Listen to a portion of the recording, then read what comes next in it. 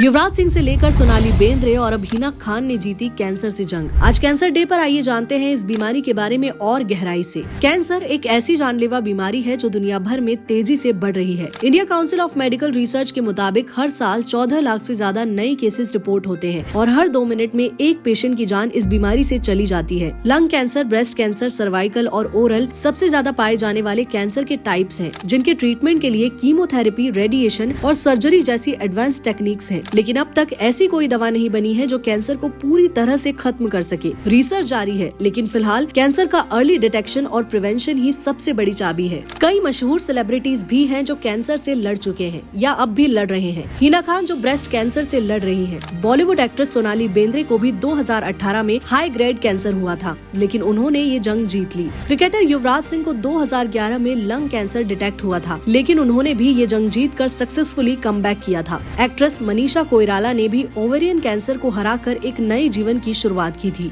Hollywood star Chadwick Boseman जो black panther के रूप में जाने जाते हैं, उनकी कोलन कैंसर के कारण 2020 में डेथ हो गई थी। लेकिन इसी बीच कई ऐसे योद्धा हैं जो बिना किसी स्वार्थ के लोगों की जान बचाते हैं। तो आज कैंसर डे पर कुछ ऐसे ही डॉक्टर्स की स्टोरी भी जानते हैं जो लोगों को सिर्फ ट्रीटमेंट नहीं दे रहे बल्कि एक नई जिंदगी भी दे रहे हैं। डॉक्टर सुबोध कुमार सिंह ये सिर्फ 13 साल के थे जब अपने फादर को खो दिया। माँ के बहुत ज्यादा बीमार हो जाने पर उनकी फाइनेंशियल कंडीशन इतनी खराब हो गई कि उन्होंने सड़कों पर सोप और अगरबत्ती बेचने जैसे काम भी किए। उन्होंने गवर्नमेंट स्कूल से अपनी पढ़ाई की और BHU से MBBS और MS करने के बाद super specialisation in plastic surgery कर पढ़ाई पूरी की, जिसके बाद वो स्पेशली बर्न पेशेंट्स की सर्जरी करने लगे। उन्होंने कई सारे NGOs की मदद से 6000 से ज्यादा बर्न पेशेंट्स की फ्री में सर्जरी करने के साथ ही 1000 से ज्यादा माउथ कैंसर रिकंस्ट्रक्शन सर्जरीज की है। डॉक्टर सुबोध कुमार सिंह अभी तक दुनिया में सबसे ज्यादा करीब 37,000 बच्चों की फ्री क्लेफ्ट सर्जरी कर चुके हैं। उन पर एक डॉक्यूमेंट्री भी बनाई गई थी जिसका नाम है स्माइल पिंकी। इस डॉक्यूमेंट्री को ऑस्कर समेत कई सारे अवार्ड्स भी मिले हैं।